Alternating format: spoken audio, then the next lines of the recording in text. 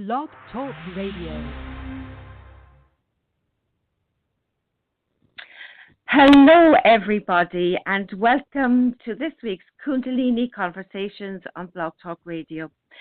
Well, as you can hear, there was no owning, no music. This is Suntara, and Chrism said that if he couldn't make it to the start of the show, I was to begin the show, and that he would hopefully phone in as soon as he possibly could. So as I'm speaking with you here, I will be watching the studio phones for when Chrism phones in. I'll be keeping an eye too on the chat room, because please feel free to comment or ask questions. So I'll be watching in case you're posting anything there.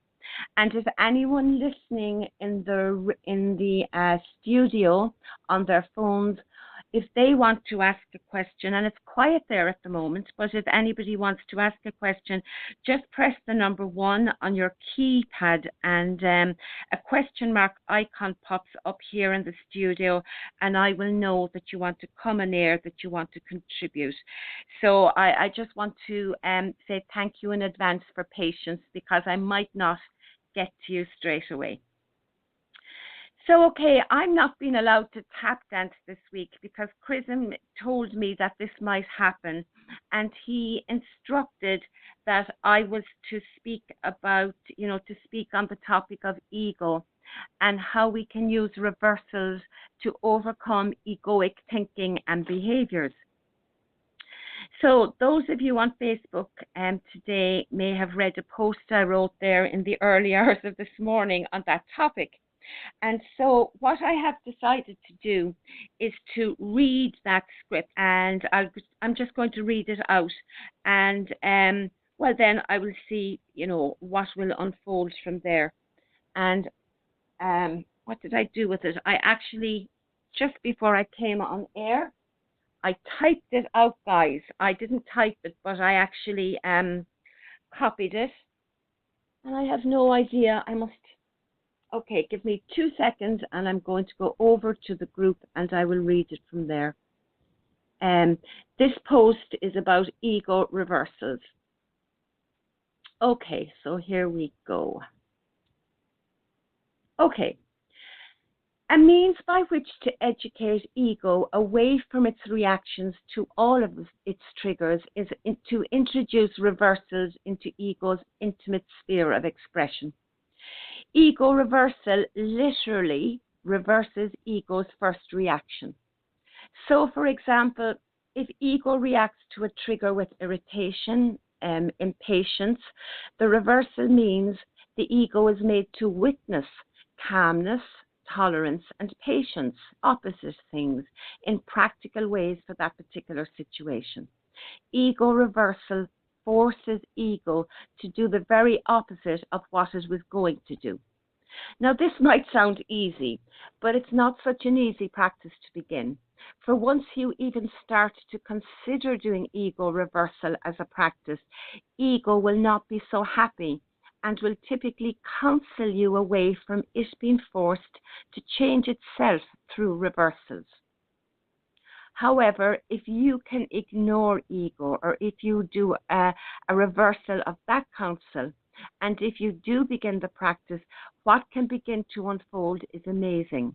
And this includes ego realization of how it is ego itself that is setting the agenda for the reversal practice. And that's what I wrote today on the group. And so, let me just check now. No, I don't see Chrism on yet. I see David at 5:05, and I see Joey at 6:51. I don't see others on yet. Okay, let me check the chat room. Okay, seems that, thank you, Manisha is hearing me. Okay, so that's what I wrote earlier today about ego reversal, and this is something that, Chrism has had me doing as a student for a while. So what I would like to do is, well, okay, sometimes we instantly know, or I instantly know when my ego is triggered.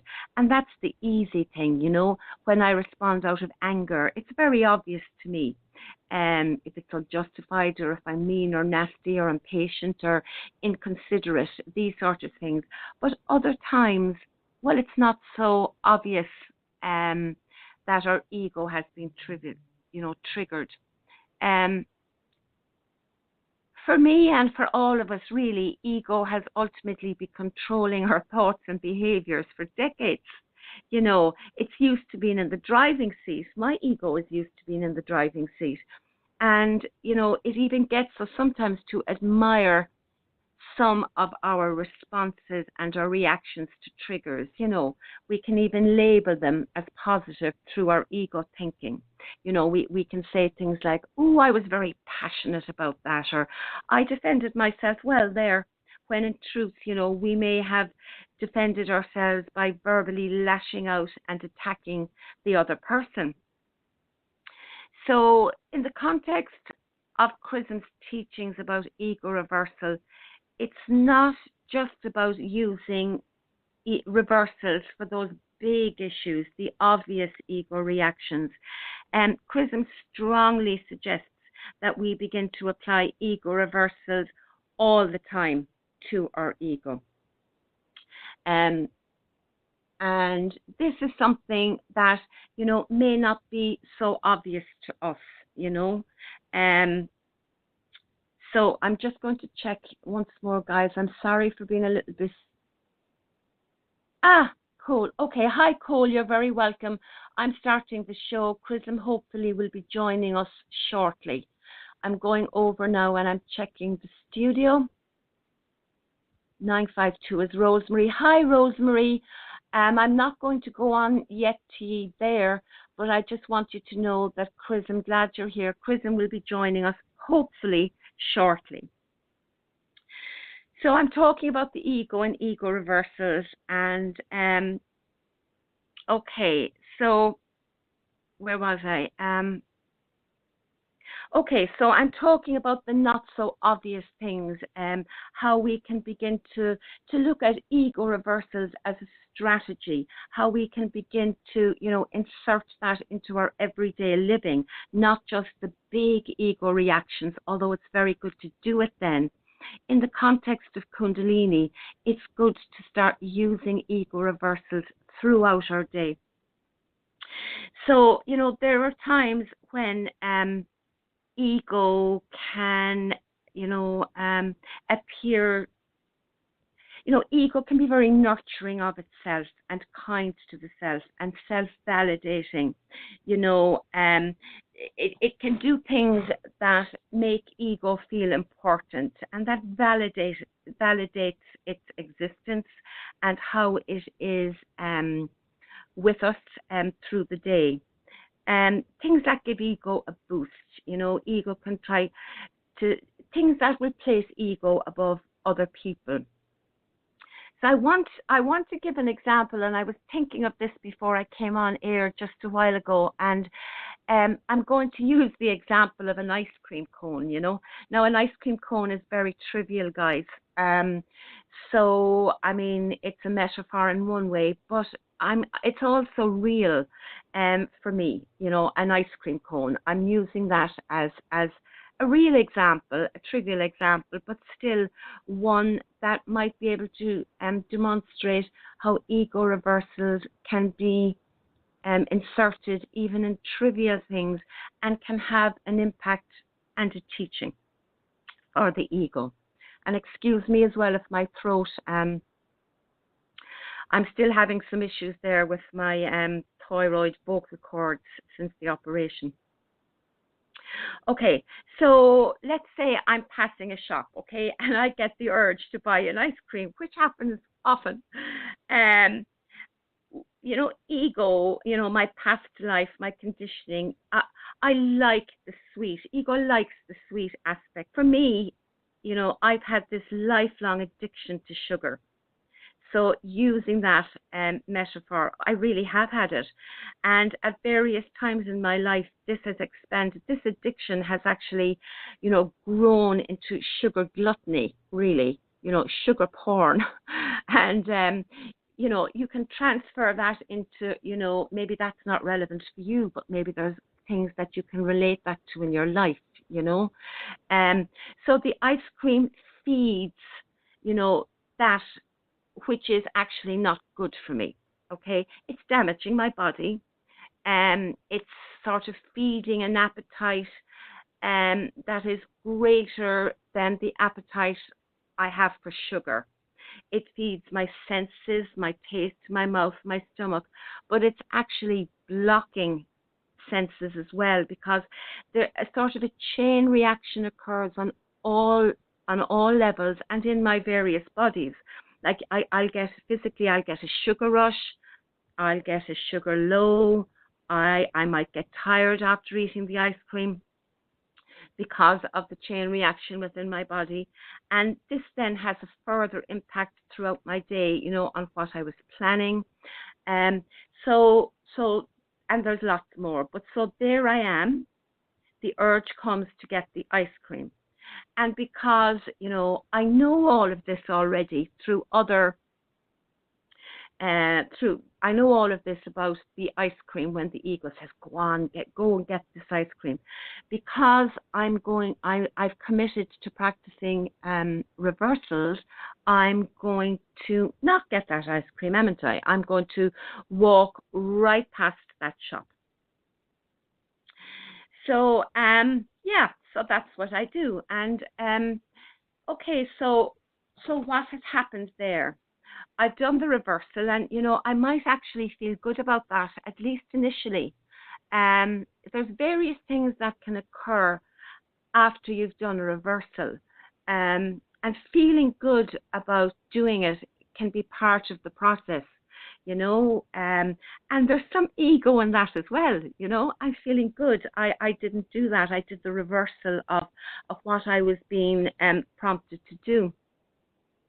But sometime later, at some stage, the ego will offer me another opportunity, another situation. And sometimes it can even push stronger or add something. Like it might say to me, you were really good that time. You didn't have that huge ice cream. So, see the shop up there, go in and get a small bar of chocolate. You were really good. You were really good. You resisted earlier. And so the ego thinking on this matter, intensifies or amplifies the ego urge to do something that really is not good for me. And it's very easy to give in because it's offered me a second layer of why it's okay this time. Again, now understanding that I'm using these as metaphors. Don't take the ice cream metaphor too literally, although that also is part of it. So once we have actually put in place a reversal, that of itself, what is that noise? Okay, that of itself can be a catalyst to other things happening, such as I just described. When a second, we say temptation, or a second, push happens to do something, and there are other things as well, that can happen. But I can't cover all of them immediately. I suppose, actually, let me just check the chat room again. Okay, I see there's a question, and I'm not even going to read it, guys, but I will come back to it. I'm looking at the chat room. Okay, so Chrism still is not there. I've got Joey, I've got Rosemary, and I've got David. At any point, guys, remember you can press the number 1 and I will see you. And like the chat room, I will come to you soon. I'll probably suddenly dry up here. I want people. This is your show anyway. I'd really like if people contributed as well. I suppose, I just want to look a little bit as well at maybe the dynamic between my ego and my higher self, that aspect of me. For me, over the years, I've come to understand that I'm not at war with my ego. We're not in battle. When I'm doing ego reversals, this isn't about battling my ego. When I used to think like that, God, ego had so many strategy, guys. I mean, I didn't understand it at the time. But the only outcome to a war really is that there's one winner and one loser. That's inevitable. Ego will never want to lose. And so I'm not at war with my ego now. So I would suggest that you don't think of it like that. You're not trying to kill the ego. You're not at war with it. You will never, ever, ever really kill the ego. So that's, and Chrism teaches that. And my experience, well, my ego certainly isn't dead, but what I'm seeking to do is retrain and re-educate it. Because I came to understand, over the years as well, and more particularly recently, how ego began to develop when I was very little, obviously, and I'm stating the obvious, but, when I was a kid, when you were a kid. And the reason it began to develop really was to help me survive, to help you survive, in order that we could develop. We were given, we learned strategies and behaviors that would get our needs met, that would help us survive. And then as we grew, these strategies and these behaviors and this way of being, our psychology really became part of how we were able to get love for ourselves, how we were able to, as best as we could, be accepted and validated, and all those things that affirm our survival and our acceptance and our love. And I mean, I think it's fair to say, and what I'm saying are my own experiences and my own processing. So, what I would be saying is that ego, I think, ultimately is to look after us. That's help us with our survival, and it's been really good in doing that, right? Because we're all here. And I don't just mean physically, I'm talking about our other bodies as well. It helps with that too. It helps us. But the thing about it is that it's really badly informed, on the best ways to do that. It kind of goes in there with a very narrow agenda, I suppose.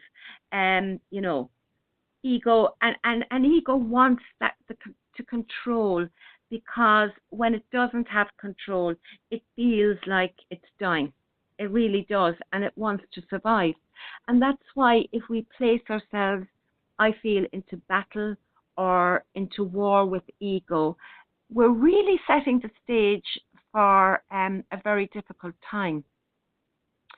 So you might be saying, but, isn't that what you're doing when you decide to do ego reversal? And I'm not doing that.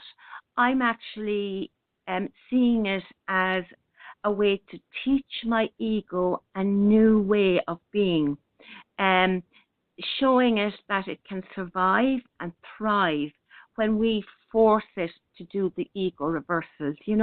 It's like forcing it into a refinement process, kind of reflecting what the Kundalini does with us. So it's like a conscious decision by us, and for me, through the teachings of my teacher, to consciously choose to go and give my ego refinement, to put it into a refinement process. And so reflecting, as I said, what Kundalini does with this, with us. And so when I am looking at ego, when I started to look at ego reversals, I won't say I knew this instantly, but this is what I've learned in my experience for myself, that now when I'm doing ego reversals, I'm doing it with love for the ego, and that must be tough love, you know. I must, you know, do things that the ego doesn't want me to do, and I must do it consistently. And this is how ego reversal can really help us. Um, you know, this doesn't mean now, guys, that we allow ourselves to be abused or anything, but it does mean that we don't respond to triggers in the way that we once used to. You know, if we, for example, if I hear myself now becoming in my head, my thoughts, if I hear my ego respond to something, or from my mouth, you know, out comes, see, already I'm condescending, or even sarcastic. You know, sarcasm can be witty or the lowest form of wit, but it also can be very hurtful, as can condescendingly speaking to somebody with, you know, that tone. Those can be indications immediately that I can do an ego reversal immediately. And so, you know, maybe now before the words come from my mouth, you know, something condescending or judgmental or sarcastic. And you know, ego likes to do that because it can then claim it doesn't own it. But what it actually does is it hurts the other person. And we really, you know, I've needed anyway, in the context of my Kundalini process, to start to own those things that my ego would seek for me to not own, you know. So if I'm being condescending, I am, you know, and I'm being nasty.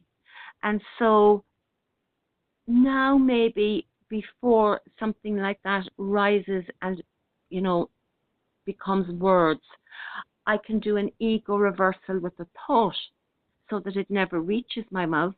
And the reversal would be that I would say something kind or thoughtful to the other person, not something untruthful, or I can still be authentic, but I can look from my heart. You know, our hearts have eyes. We can look from our heart, and we can choose a reversal that is authentic. So we can say something. I'm not going to give an example because I'm sure, you know, you can all, I'm not going to give an example, but we can say something that is the complete opposite of what we were going to say.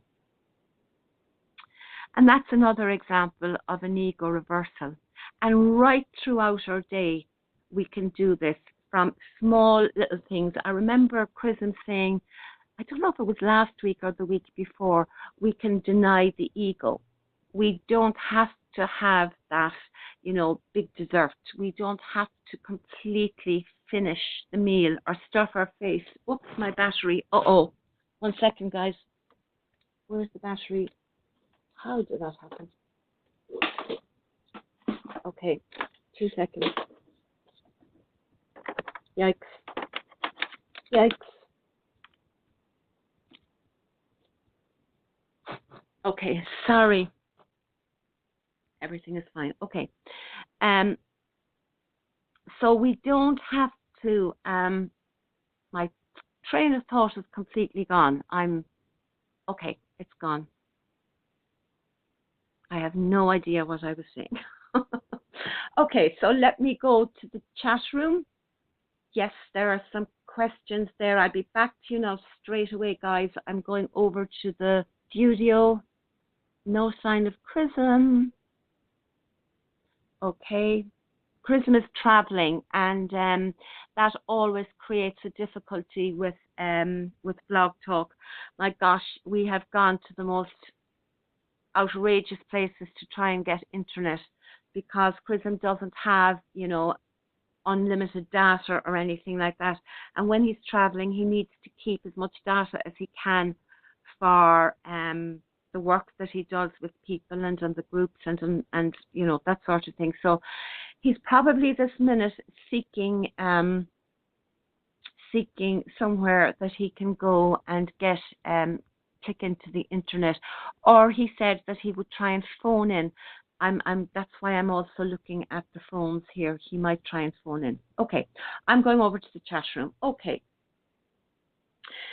Okay, so there's a question. Could it be that ego is our sixth sense? Now, before I even read it, guys, you know, I am not going to necessarily be able to answer your questions, but we can I'll certainly see what comes up for me. And if anybody on the phone would like to join in with this, please press the number 1, and I might come to you anyway. So could it be that ego is our sixth sense, our sense of self, and that just like our other 5 senses, it requires tuning? And out of tune ego gives one a false sense of self, which in turn affects our interactions with everything and everyone. Educating the ego, showing us new ways. Absolutely. I think the whole thing came from Manisha. Absolutely. I think that our ego is just like our other 5 senses, and it has such a very strong sense of self, doesn't it? It projects who we are, what we are. It's our psychology, and very often it's not in tune really with who we are. Our ego projects, you know, it's often the mask that we wear. It's what we might hide behind, and we certainly need an out of tune ego certainly gives one a false sense of oneself. Our higher self is hidden, and that is why the ego reversals, in my opinion and in my experience, actually work. Because, you know, when we decide to do something like that, we're not actually, let's say, waiting for any given situation to arise. We are making a commitment that we are going to lovingly bring ego into a place of refinement for itself. Now, Kundalini does this anyway, guys, as well, you know. And so, question is a person, says Manisha. Oh, apologies. Apologies, question. So a person has taken that name on the chat room. You're very, very welcome. I don't think you've been here before. So that was great. That's a great comment. So I'm saying that, you know, with ego reversals, that's exactly what we're doing. We're tuning the ego into, you know, who we really are. We're letting it become familiar with what our higher self would want, with what the Kundalini would want, how the Kundalini would like and want, and, you know, is giving for us to be in our daily life. So we're choosing to bring ego into that place of refinement in a very, very loving way. And then when we do that, we take away the option, in a way, of waiting for big situations to come. We're practicing it in little ways, in smaller ways throughout the day, in the ways, oh yes, that I was speaking of, where Chrism says we deny the ego in various ways. That's also a practice, you know, a form of reversal. Okay, so woo-wee, Chinese, literally non-doing, is an important, and this is from question as well, thank you question, is an important concept of Taoism and means natural action, or in other words, action that does not involve struggle or excessive effort.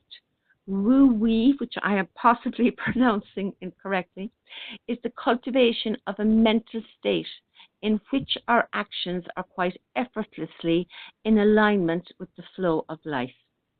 And I agree with you, and I agree with you. But for me, I would read something like that, and various philosophies, and I have done, and they are beautiful, and I agree with them.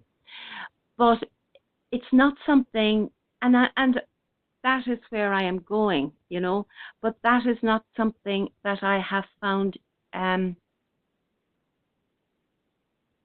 effortless.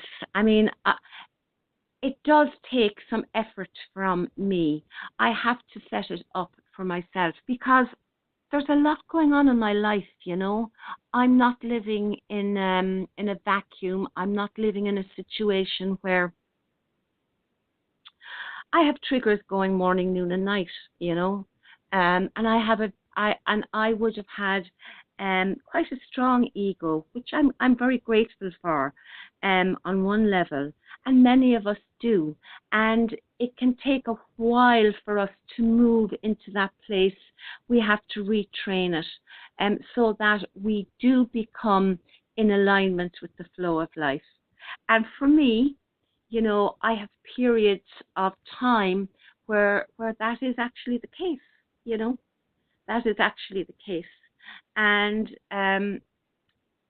so I agree with you, question. I agree with you. Maybe you'd like to say how that is for you, how you have, is this how you are living your life? Because it would be lovely to hear that. And how did this come about for you? If you'd like to say a few words about that, if you wish. Thank you very much. Those are great points that you're making. Manisha is asking, is Chrism traveling? And then she goes, yes, Chrism is traveling. So, okay. Manisha says, we divert it when we do something that baffles it. Yes, we do. We do divert it, and that's a good strategy too. I had a quick look. I haven't really been on the groups today. Wednesday is a very busy day for me, but I had a quick look, and somebody mentioned, maybe I'll see if I can read it there. 2 seconds, guys. Somebody said, I find it amusing to watch myself trying to react with passion. And somebody else, I think, said earlier in the context now of ego reversals, you know, let me see. When you catch yourself doing it about 5% into it, it's boiling and hasn't quite overflowed into a reaction, and you change tact and you end up laughing and everyone thinks you're a little strange. And that has happened for me too. I can understand that absolutely, where you do a sudden change, and that certainly, Manisha, you know, baffles the ego. But ultimately,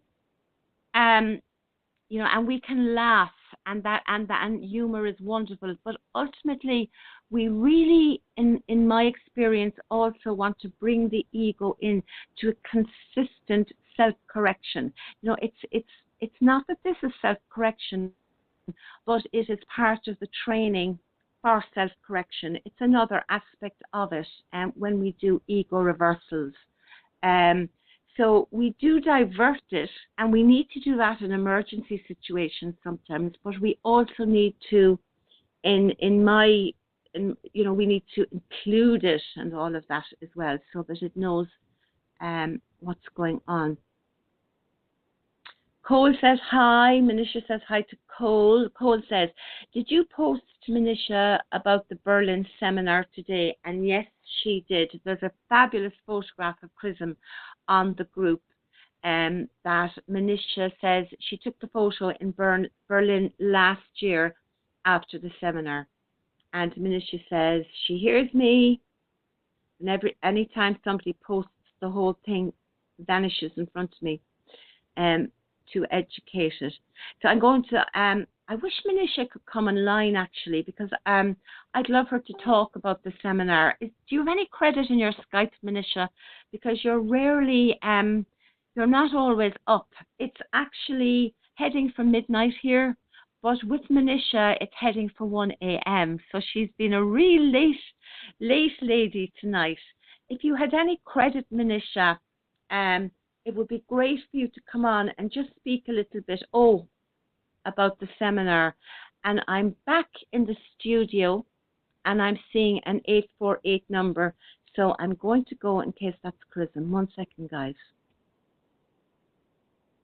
Hello, 848. Can I just check? Now you are on air. Can I just check with you in case you're Chrism calling in? Are you Chrism? No. This is Tyra. Okay. Who is it? This is Tyra. My name is Tyra. Hi, were you on? You were on with us last week, were you? Yes. Hi. Okay, I will put you back in listening and thank you. If you want to join in, press the number 1. Chrism has been delayed. I'm hoping that he will come on. We're talking today about ego reversals. I know you're not here long. So, okay, so you're very welcome. I'm putting you back in listening mode now. Thank you. Okay, guys. So, okay, so nobody in the chat. Aha, thank you. Somebody has a question or a comment. So here we go. I think it's Joey. I'm going over to 651 now. Hi, 651. Have you got me? Have you got me? I have you. I have. It's Joey. I just Hi, Joey. You're on air. Okay, I just wanted to make a few comments on the ego thing. This is something I have just recently begun working strongly on. And what I realized is that I am judging people that I'm with. I'm not really judging, but looking to see where they're at and what they're doing, comparing myself to them, and often coming up a little on the minus side. And this, I have realized, needs to be corrected. So I am doing the best I can to catch myself on these comparisons. That's not necessary. And catch also any derogatory thought that I have to my own person. I just wanted to share that. Oh, that is brilliant. That's perfect. That's a great example, Joey. In the context of, say, Chrism's teachings on reversals, could you see how perhaps actually not just catching, but maybe inserting, if you're in communication with the person now, if you're doing that from a distance, obviously not, but because I've done that too. I think most of us, if we're being honest, do that. Very often, isn't it so unconscious? We're not even aware that we're doing it really.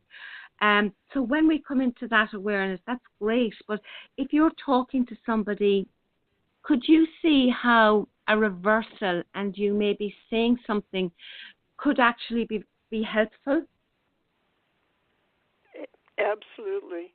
And it's true. Thanks to Kundalini, I have become more aware of these very subtle little things that pull you down. And yes, reversal is the way to go. I can say, I am me, I have value, it doesn't matter how I compare to other people. And that's helpful. Yes, that's really good. Joey, thank you very much. I appreciate you sharing that with us. I really do.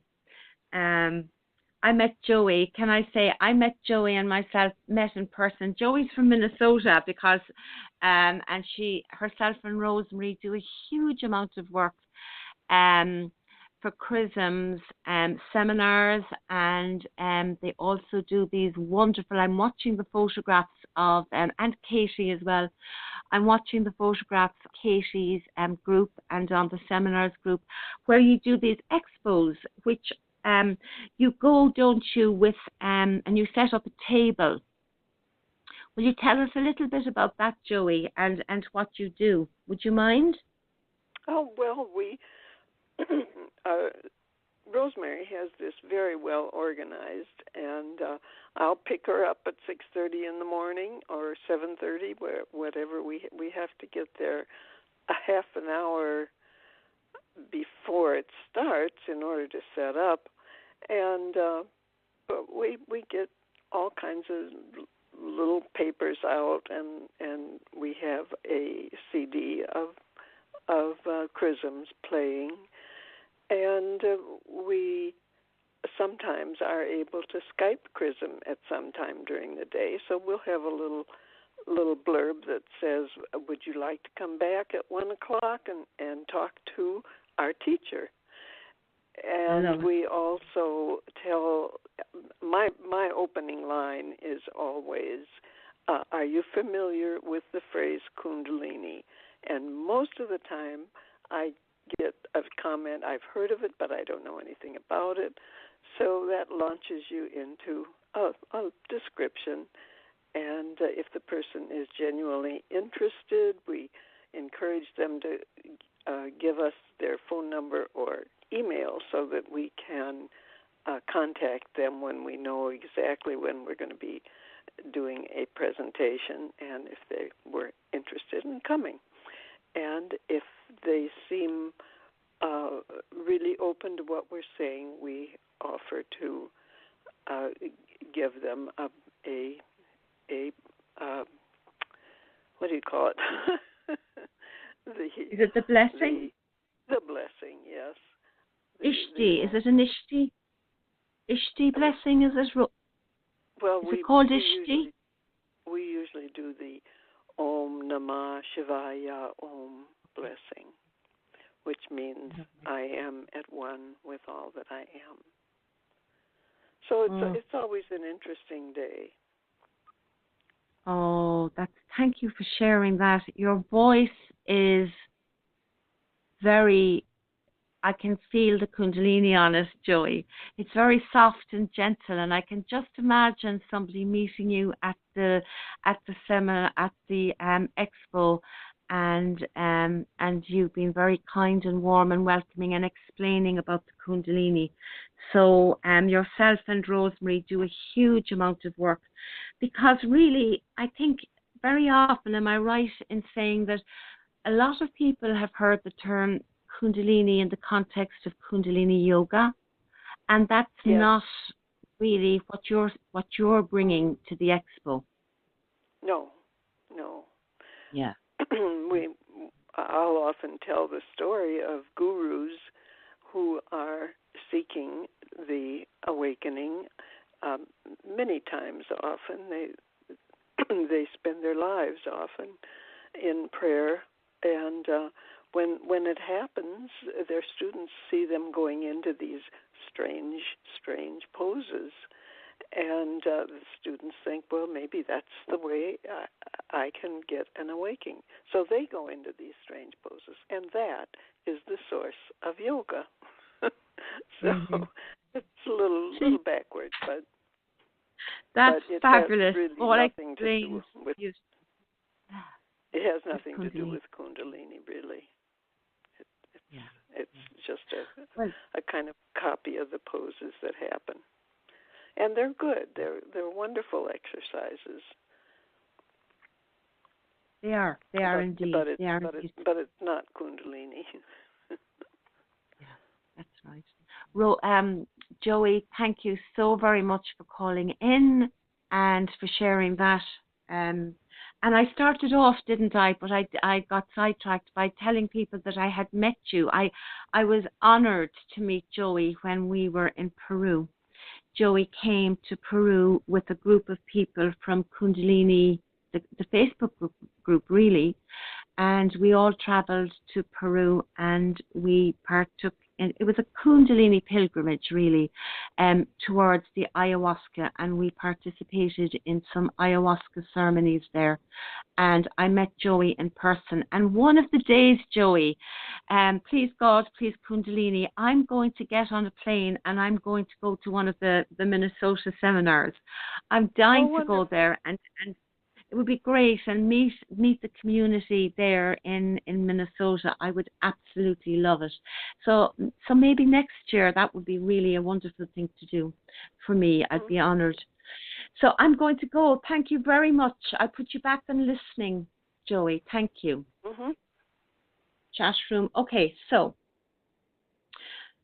Manisha says, my Skype credit has been inactive. I'm activating it now.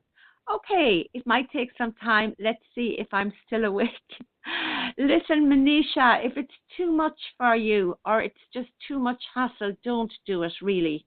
I can give the information. It's just, I love the sound of other people's voices on air. You know, Chrism isn't here and it's me. And, you know, people hear me every week, you know, to a degree. And it's lovely. Wasn't it just lovely listening to Joey there? So it would be great if you do get to do it. But if you don't, please don't put yourself out too much, okay? You can do it next week or another time. I just want to check now so that I'll recognize that there's a new number if she does get on. Okay. So there's another question or a comment. I have to scroll down again, and it is from Cole. Excuse me. Santara, how do you find balance with the ego and pride or accomplishments? If someone gives me a compliment, I try not to take it to heart because I don't want to take claim to it. Maybe that's some complex ego game, as if being that way or doing the right thing is natural. So why should I take claim to it? I know what you mean. There's a few things going on there, isn't there? It's really interesting. It's really interesting. It's a very good point, Cole, because sometimes we actually can't take, I'm going to use the word a compliment, you know, we can't, if somebody praises us, and that's often done, you know, it's not even praise, it's just a thank you for something that has been done, you know, it's when a person says something, you know, a compliment, it can often be as a way of a thank you as well. And we find it so difficult sometimes to say, you're welcome. And so I know what you're saying, because ego can get very cocky, can't it? Ego, there's the potential there for pride and for, you know, all those things. So there is a fine line. But when we know that when we do something, like if we're giving service, for example, selfless service is what you're talking about there, about doing the right thing. So when we do something like that, we're not seeking to look for compliments. We're doing it with no intention of receiving any feedback. We're doing it for love, for service. But we have to watch ego, because ego will try and claim typically what it can, you know, because it self-validates itself, and it would like to, and that's a form of self-aggrandizement that we hear Chrism speaking about all the time. You know, self-aggrandizement hides itself, God, in so many ways.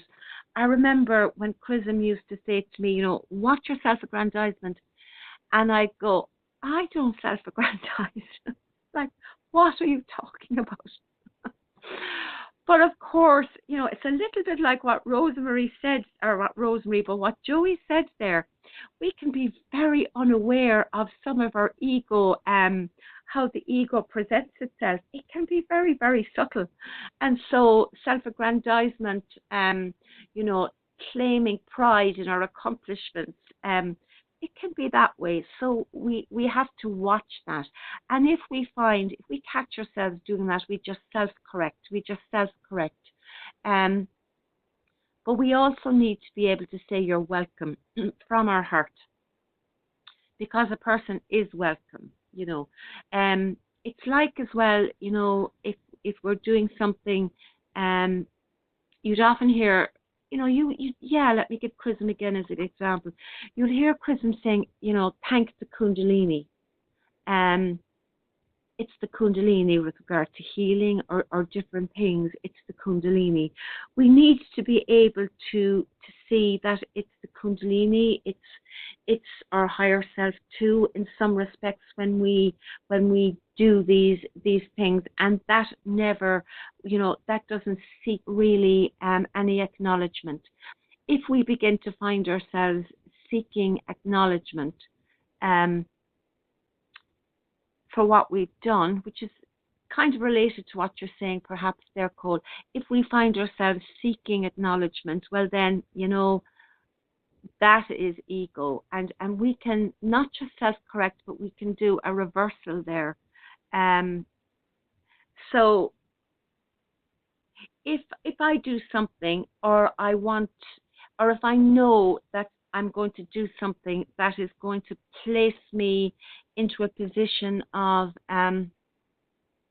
being acknowledged for something, to do a reversal would mean I then do a number of things where I tell nobody about it. Excuse me. So I don't speak about things that I do. I don't share it with anybody. I just do it. So the ego doesn't even get the opportunity to self-aggrandize or to take pride, because typically it'll take pride through external expression.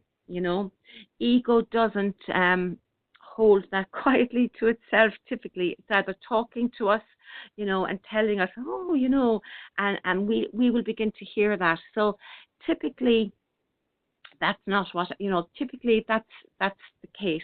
So we can do reversals by doing activities where ego doesn't have any opportunity to do that. And if people are thankful for something, we need to be gracious as well. People actually, I feel anyway, need to express their gratitude. I know that I need to express my gratitude because gratitude is a form of love. And so we need to allow people to express their gratitude if they have that need, and not place too much, and just allow them to do that. Now, if they start, going over the top, or they're saying things that are very egoic, or very, we say, satisfying, or they're putting you up on this pedestal, well, that's a different matter altogether. We don't need to allow that, and we can correct that. But we do. I think we also need to allow people to express their gratitude and their thanks. This is after jumping, so I hope that helps, Cole, or answers it a little bit. I'm just scrolling again because the whole thing jumped, which means somebody commented. Manisha says, but I can feel joy because somebody has found joy in something that happened through me, and that is just an energy event. Yes. And there is just the feeling of love there. Yes. And I am sometimes very surprised when people say something good to me, because I have just been me, not doing anything in particular or for any purpose. And I thank them for making me feel the love. That's lovely, Manisha. That's really lovely. Thank you so much for sharing that. Thank you. So I'm going to take it, Manish, you're not coming online because you're still here, okay? But maybe if you get the opportunity in the coming weeks to set up your Skype and come on air, I think it would be wonderful. I would love to hear you on air, and that gorgeous accent. I was going to say German accent, but it's Danish accent. A Danish lady living in a little, thanks, says Cole. Cole, type up some more there if you want to make more comments from your own perspective, or if you'd like to say a little more, okay? So Manisha is a Danish lady living in Berlin. Pardon me, she's not living in Berlin. She's holding the seminar in Berlin. She's living a little south of Berlin and herself. But Berlin is the hub of Kundalini seminars in Europe. And Manisha organized, she said her English with a German accent from a Dane. Okay. So Berlin is the hub for the Kundalini seminars for Chrism. And in relation to Berlin, Manisha organized one there last year. and it was really successful. How many people had we there, Manisha? She's way down south. She says, my geography isn't good actually in relation to Germany, so apologies. How many people were there last year, Manisha? Did we have a dozen? Did we have more? It was a lovely, intimate group of people, and it was a very, very special seminar. I've attended many, and each seminar is different and unique, and so was this one. And I'm really, please God and please Kundalini, looking forward to returning there. So I might as well give the information now. It's happening in September, which is getting closer and closer. Manisha says there was about 14 people at it. Chrism can do a seminar with anything from about 10 people to 30 people, and that would be the case. We had a seminar in Ireland here once, and we had 20-something people at it, and we had or 15, she's lost count. We had another seminar that was very, very small, and we had only 5 people at it. And each seminar, is unique because the Kundalini in Chrism really tailors each ceremony, not each ceremony, but each seminar for the people who are present, because she knows, the Kundalini Shakti knows what each person has come to the seminar for. Each person, has their own unique journey to the seminar. I always think seminars are like a pilgrimage. They have been for me anyway. From the moment that I decide that I get this pull to go to a seminar, or that I decide that yes, I can actually go, a process begins to happen for me.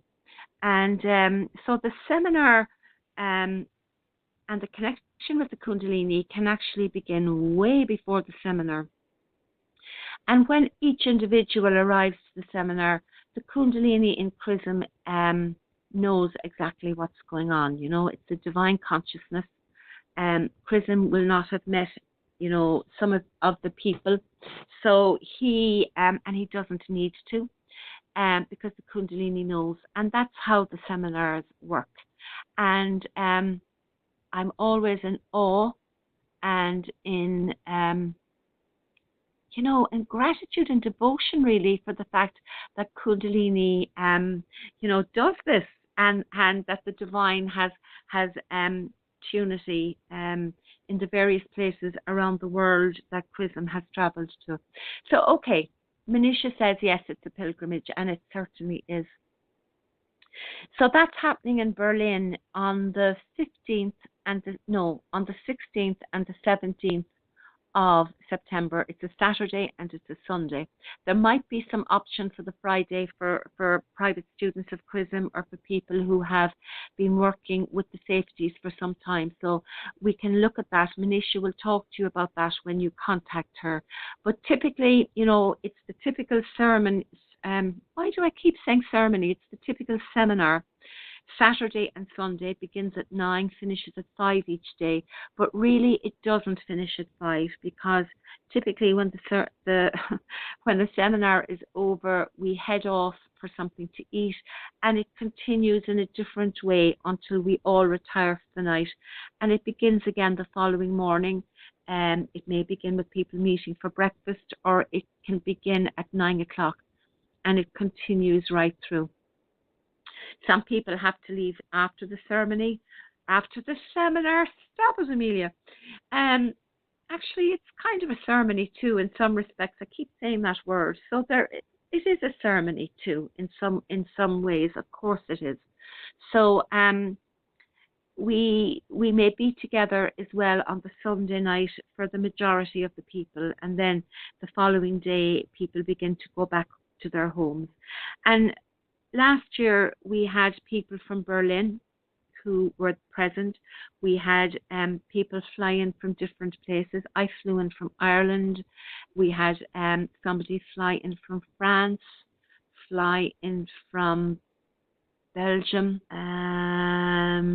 maybe a few other places. So it's quite a European gathering. and I'm sure it will be the same next September, and I'm really looking forward to it. So yes, it is the 16th and the 17th. So go to Facebook. I don't have Manisha's email in front of me, but go to Facebook and put in Kundalini seminars and events with Chrism, and you'll find the Berlin seminar information there. You'll find Manisha's name, you'll find her email address, and connect with her, talk to her by email, and she will let you know what's happening, and she will answer any questions that you may have. And making a connection with Manisha is wonderful anyway, but if you don't make it to this seminar, maybe you'll make it to a future one. So if you've got any, pull at all to go to the seminar, do make a connection with Manisha there. And she has posted the event in several groups now, so you're going to see it on the main Kundalini Awakening !group and all the other groups as well. I'm going back over now to check the studio, and I don't think we're going to have Chrism today, guys, so I probably will finish up fairly soon, but I am now going to go over to Rosemary. Are you there? You are, Rosemary. I'm going over to you now, Rosemary, and Rosemary is going to tell you about the seminar that's happening in October. Hi, Rosemary. Hi, Santara, and very nice to hear your voice. Thank you for coming to bat for us and being there where we are present to each other and present to you, and as well sending blessings to our teacher wherever he is. And thank you. Thank you. You're very welcome. You're very welcome. And loved hearing about the September seminar, and we are in October, which about a month, 5 or 6 weeks there, October 28th and 29th, and it's going to be in a town south of the Twin Cities, but easily reached from there, about an hour's drive, and we'll have people being part of the transporting people. And those days are 9 to 5, and it's again October 28th and 29th. We have the venue is the American Hotel and Conference Center. It's right there on the edge of the university campus. Very, very lovely people and very warm and welcoming when we went to visit. Joey and I went to visit them. And my information is Rosemary G. at usinternet.com, and my phone number 651-329-9615. And I love talking about this, what Joey was saying. That's really what we do with people. And this is something, when you were talking, Santara, there's something that I do, and I wouldn't be surprised if it has a shade of addiction in there. But I know that when I stop whatever I'm doing or with someone, and I can see in my heart some gift of theirs, some trait, some kindness or something, it just lifts my own heart. It's very powerful, and that's where I enjoy the expos. But there's a gal where I work out, and she's working really hard for her mother to keep her mother in her home where her mother would like, but she is not getting that support from her siblings, and actually some harsh treatment. And as I was leaving, I was aware of this, and I just went over to her and hugged her and said, which is so true, what a good person she is. And in that second, as I leave, I am lifted. I mean, I wasn't down crawling around on some low energy level, but it touches me so deeply to do that with people. And it's something of this work that we do. I don't know where that I started to recognize that, but I do it when I'm on a service call and I'm getting ready to hang up, on the phone. And people Thank you, Rosemary. So for sharing that. And can I just say over here on the chat room again, And Manisha says, and I know you're going to agree with this, she says, it's so, a big S-O, it is so great to be with other Kundalini people. And Anna Kundalini, I'm going to say, I can't pronounce that word, Tijar, I just can't. Tijazri Kundalini. And she says, yes, it is, Manisha. And it is, isn't it, Rosemary? Yes, to be with it other is. Kundalini people. It's a sense that you have, sometimes we have alone. And like when I'm doing my meditation or the Tibetans or on the Shaktipat week, and I know that recognition of that divine energy, and it is richer and fuller when it's community. Yeah, it is, and it is so much you don't have to say. There's and it's just very special to be with other people that you know, we all know Kundalini, and where we're in a community. You don't even, as you said, you don't have to speak. It's just beautiful. And when somebody does, or they want to express, they're within a community that can listen in a way that others can't. And very often it's the only opportunity that a person can have to speak to other Kundalini people when they come to a seminar, and to speak to a Kundalini awakened teacher. I mean, that's rare. That's a very, very rare thing. And maybe we don't emphasize that enough, that Chrism's experience of the Kundalini and the Kundalini process, of course, but to be in the presence of somebody with Kundalini awakened as he has is very, very special. It's very, very special. And again, so guys, if you're over there in the USA, I think Minnesota geographically placed well for people living in Canada as well. I'm not sure if we've anybody there in Canada, but like, pop on a plane, guys, get in your car, and meet up with somebody else, do a carpool, travel down there or across or over or up to Minnesota, to the Twin Cities, to where Rosemary is, and it will be something you will not regret, and you will be really glad you did. So, Rosemary, thank you very, very much. Thank you, Amelia Santara. Thank you, and thank you all listeners.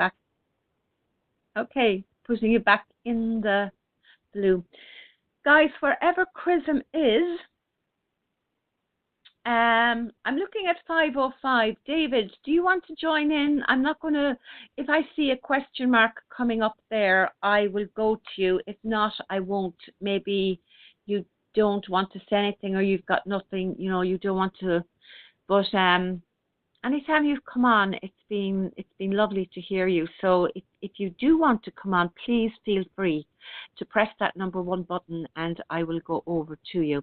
And the same with 848 there. I loved listening to you as well the last time you were on. So if you want to talk about anything, it doesn't have to be ego reversals or that aspect. If there's anything that you'd like to share or speak of, feel free. Okay, so here we go. Yay! Tell everybody your name again, because my head is like, 848, you're on. You're live. Hi. Hello, everyone. It's a pleasure to be with you guys and listen to your experiences. I'm kind of a beginner. I just want to ask you this.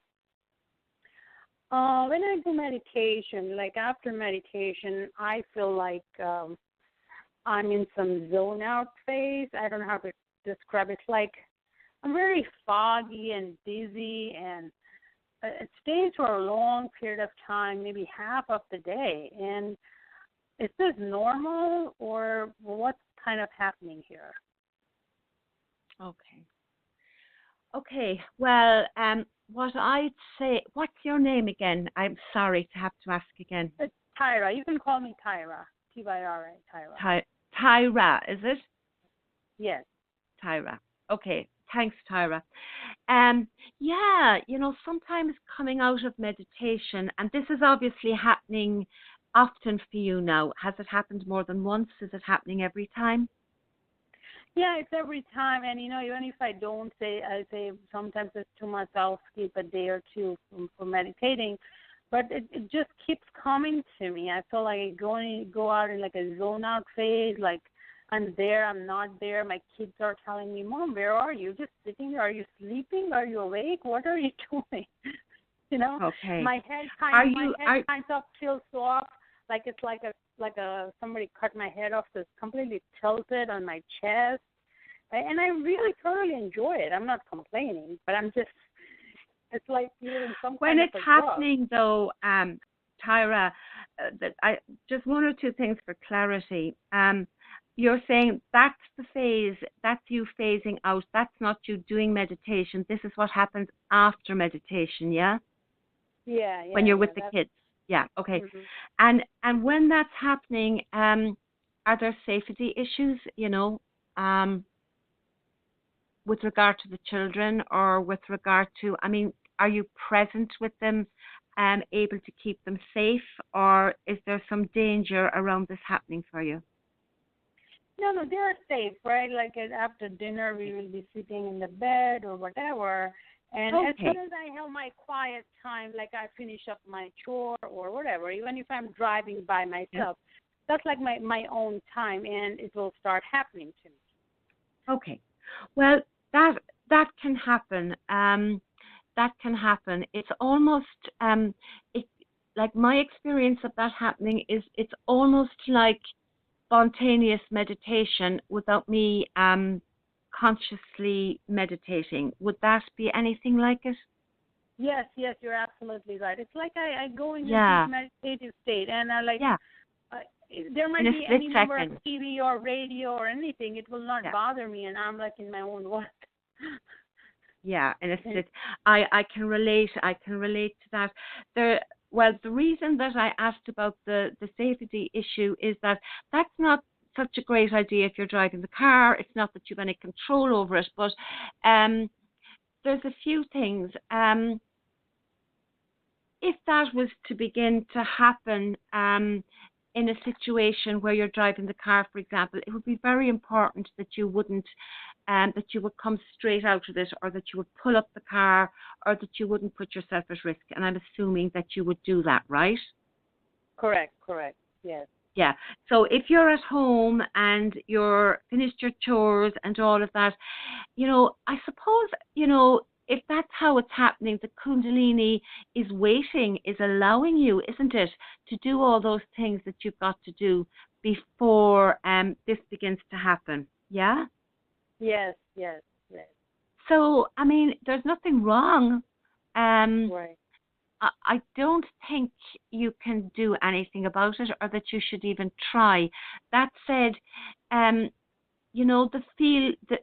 good it feels. Just check that, that you're not becoming, addicted. I remember having to, when I was going through a particular phase, I remember Chrism saying to me, you can get quite addicted as well to the phenomena and that sort of thing. There's an amazing feel good factor to that, isn't there, Tara? Yeah, sorry, say that again. I couldn't catch the last part. There's a great feel good factor to that when that happens. So that we may actually, it's beautiful. I have never I don't even drink alcohol or drugs or whatever. But I think when I hear people, why they do drugs, this is like some kind of peace of mind phase, like everything stops, It's amazing. It's really amazing. Enjoy it, and just allow it to happen spontaneously with the Kundalini controlling it. That's what I'd say, Tyra, with gratitude for it, and enjoy it. Now, Chrism might say something different, but that's what I'm feeling here and now anyway. So sounds lovely. Sounds good. Thank you very much. You're welcome. Anything else? No, that's and no, Manisha, who you were talking to, is she the disciple there? Because I talked to another Manisha in Germany when I was going through rough patch at the initiation phase like 6 months ago, and she was a disciple of Osho Rajneesh. So I was just wondering if she's the same person, you know. I think she's a degree in psychology, she's doctorate, and then she also does all the seminars about meditation and Kundalini and all that in Germany. Okay. Yeah, no, it's a different Manisha. Manisha, I'm speaking on your behalf here, so type away there, hon, if you're still there. What you did, that's a different Manisha. I know that Manisha was never a disciple of Osho. I know she had a teacher many, many years ago, in her 20s. But this Manisha says Osho had a Manisha too. Yeah, so that's the person you're speaking of, not our Manisha. But our Manisha is wonderful. So I'm sure she is. And I'm sure she is. She's a disciple. She's a disciple of the Kundalini for sure. We all As are we all, and, yeah. Right. We all are on a journey. Some get enlightened, and we are on the path of it. So, and it's a journey. It takes time. It absolutely is, and a beautiful, beautiful one that we're on. Challenging sometimes, right? Absolutely beautiful. It's lovely to hear. You know, sometimes when we're talking about the Kundalini process, it can be much easier to talk about the difficulties because, you know, when we're in the difficulties and the struggle and, you know, the ego refinement and the things that are challenging, we speak about that. And very often, I think Kundalini gets such a bad press, as it were, because of all the negativity. And Kundalini is often blamed for a lot of the things, you know. Whereas really, it's our response, isn't it, to the Kundalini awakening within us, that creates our choices, that often create the difficulties. But sometimes we don't talk enough about what you shared with us and about the joy and the beauty and all of that. So thank you for doing that, and catch you again maybe next week. Yeah. Sure. Thanks, you. Tara. Thank you so much, everyone. Thank you, Tara. Pleasure. Thank you. So. Thank you. Manisha says she's falling asleep, so she's leaving. Cole says he's going. Good night. And I'm putting you back in the queue now. Okay. And so, here's 5. I'm going to put David on now. David. Here we go. Hi, Hello. David. Hi. Hi, how are you? I love your voice Pretty good. as well. Oh, thank you. Really good topic. What would you good topic. There is so much to say about it. It's hard to find a place to start, but I did have a couple of questions for you. Well, okay, go ahead. Said she with trepidation. Well, this one's specifically for you. I've been listening in the archives for some time about you talking about the practice of devotion, and that's always eluded me. And I was wondering, how do you shift from an ego-centered life to devotion without it being fake? Is it something that just takes practice? Because, I mean, at the initial stages of practicing the safeties and the beginning of the ego refinement process, is that too big of a leap to just jump into devotion? Okay, great question, actually. Okay, so I'm going to answer that because you sort of said it was for me particularly, and because you've been watching and listening to some of the archives. Egocentric life, yeah, I would be still in that, David, you know, not ego-centered, but definitely ego. I wouldn't want it to be, but it is still very active with me, you know. So so that's going on as well as the devotion is going on. You know, the way all the different layers, it's so not linear, this process. It's so not linear that, okay, so I want to answer your question. Devotion for me personally, I was brought up a Catholic, reared in Ireland, Catholic, with a fairly strict Catholic upbringing really in my childhood, and I would have heard, I wouldn't have been aware of the rules and the dogma until I suppose I was 8 or 9. Then I became more aware of it. Before that, I would have listened to stories of Jesus, of angels, of saints, and it was wonderful to me. I can remember living in what could be, this world of make-believe on one level, but for me it was very real. And there was a lot of stuff going on in my childhood around that. That all changed then. I mean, I was in love with God when I was a very little child. But I was in love with God, God, like in the Catholic, I wasn't at that stage, the crucifixion and all that it wasn't. It was just God, with no dogma. And then that all changed, blah, blah, blah, blah, blah. But as well as that, when I was a little bit older, as in 10, 11 and 12, we would have had to go to what were actually called devotion in the church, or benediction and these kind of things. So I grew up with a lot of ceremony and a lot of forced prayer. We used to have a practice at home called the rosary, which are beads. And, you used to have to say so many Hail Marys, and we used to do that every night. Oh, my God, it used to drive me mad, David.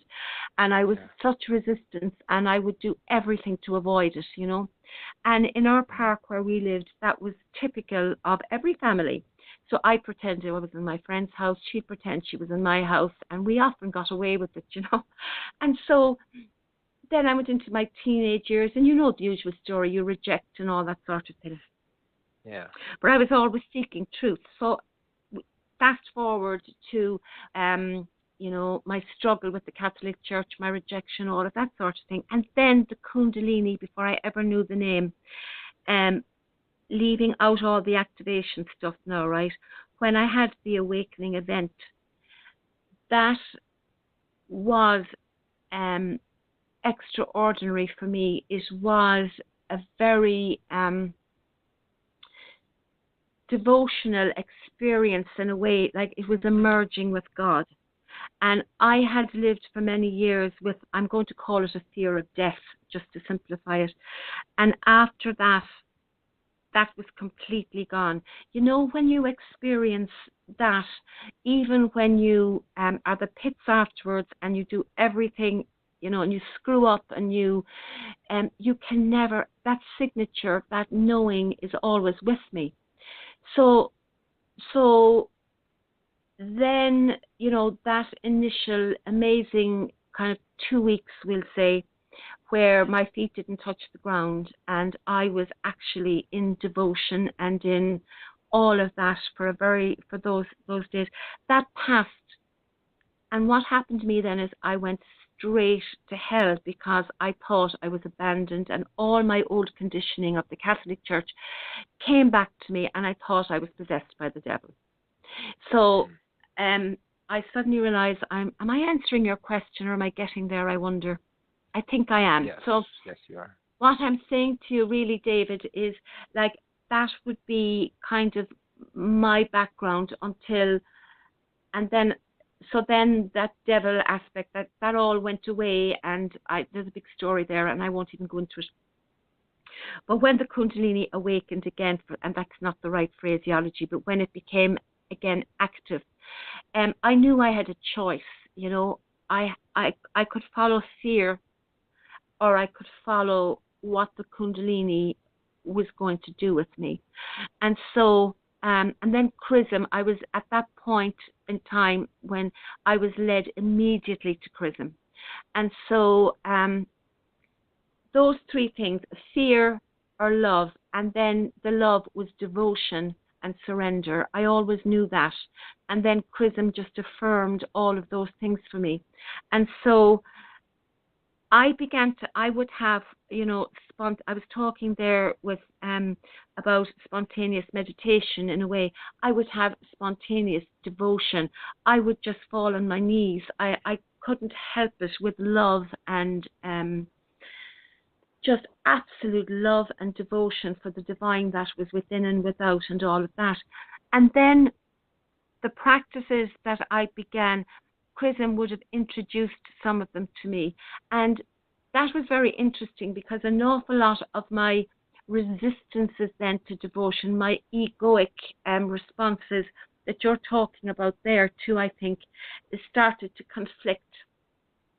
And that was happening anyway because the spontaneous would only happen once in a while. So the actual practice of devotion is a little bit like what I was talking about today, about the conscious practice of ego reversal. I just made the decision that I was going to do it. And so I would set up a practice. One of my practices would have been the Tritaka, which would have been to do with Chrism's photograph as my teacher and as the physical representation of the Kundalini. And I would have had other ones as well that wouldn't have involved, anything with Chrism being my teacher. And I would have just made it part of my practice. So on a Monday, let's say, for example, it would have gone really, really well and it would have been a beautiful experience.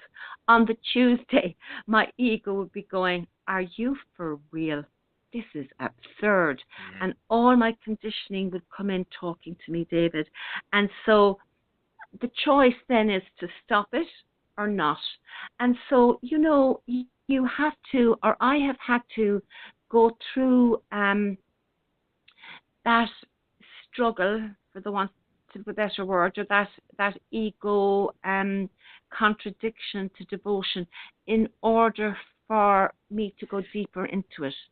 Because each time you don't back away and you go further into it,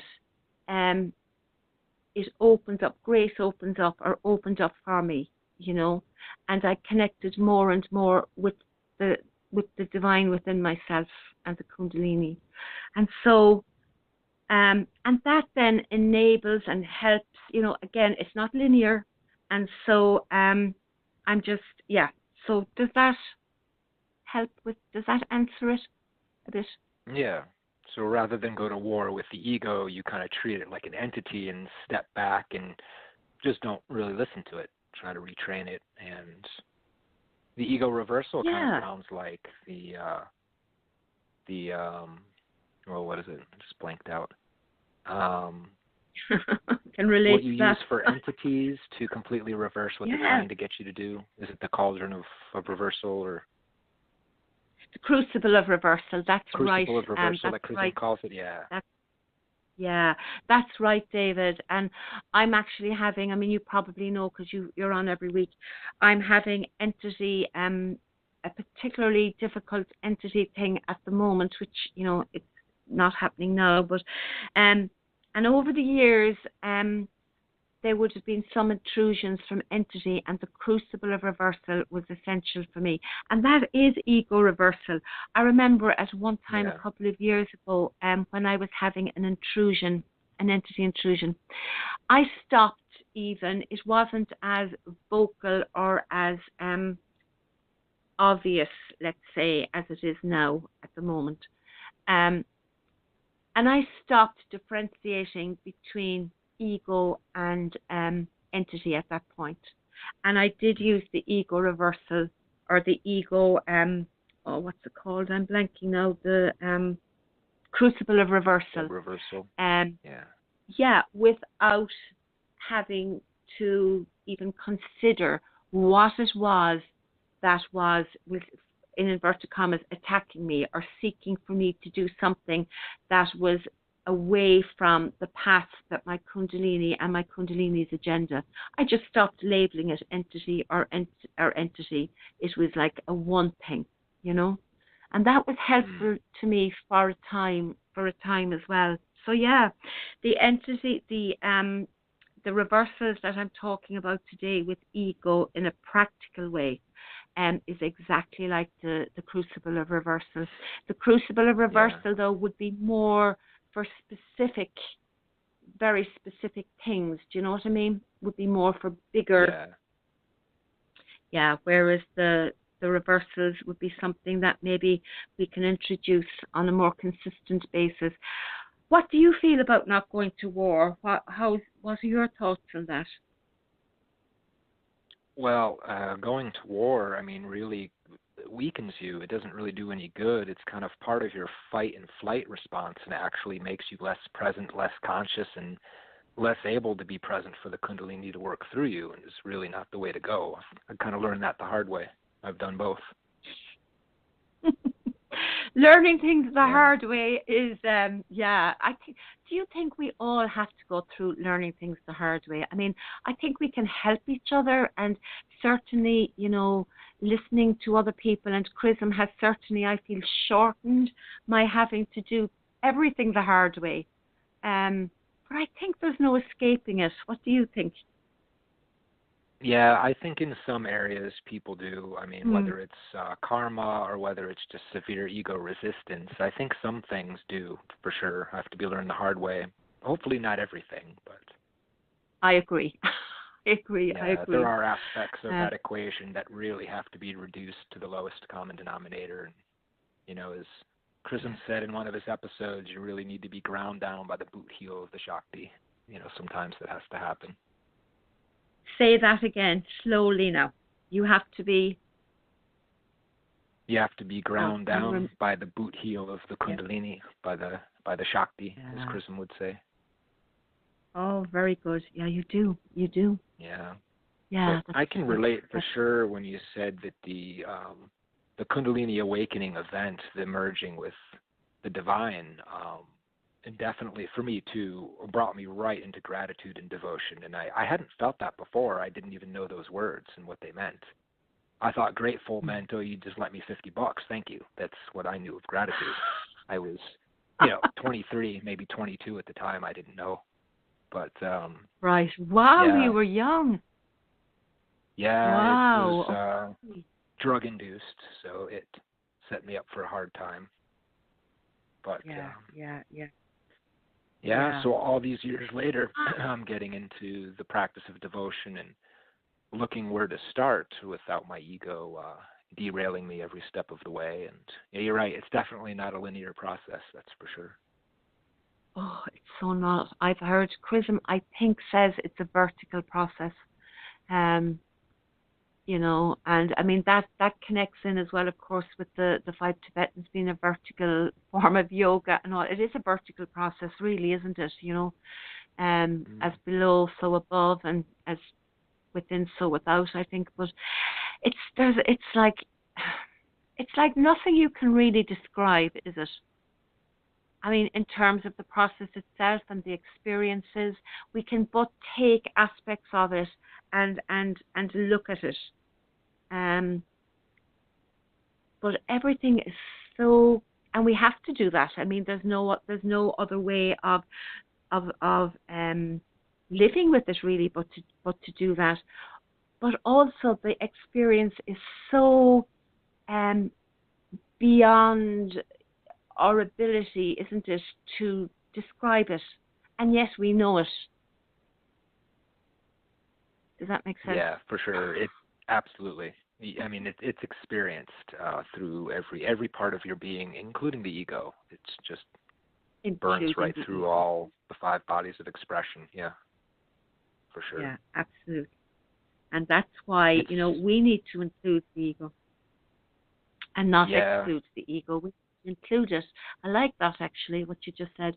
We need to include it in the process and bring it in, Okay, David, is there anything else you'd like to share? This is lovely. Yeah, well, that's about it. Okay, well, an hour and a half, that's not bad going. So I think I will bring it to a close. So I'm going to put you in the blue, David, and thank you very much. Okay, so I'm going to close the show, guys. I'll just finish off by giving you the website you can go to if you'd like to make a donation and you're in a position to do that.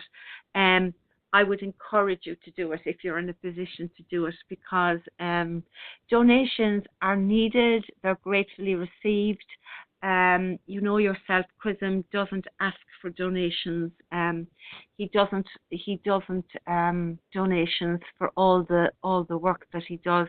You never see him asking for them really on any of the groups, and so it's a service that we can give when we are in a position to donate, and if we can, because we're helping other people as well through our donations. We're helping Chrism pay bills, we're helping Chrism to have the internet, you know, all that sort of thing, and that is the gateway into helping other people that we will never know really how we're helping them by giving to Chrism.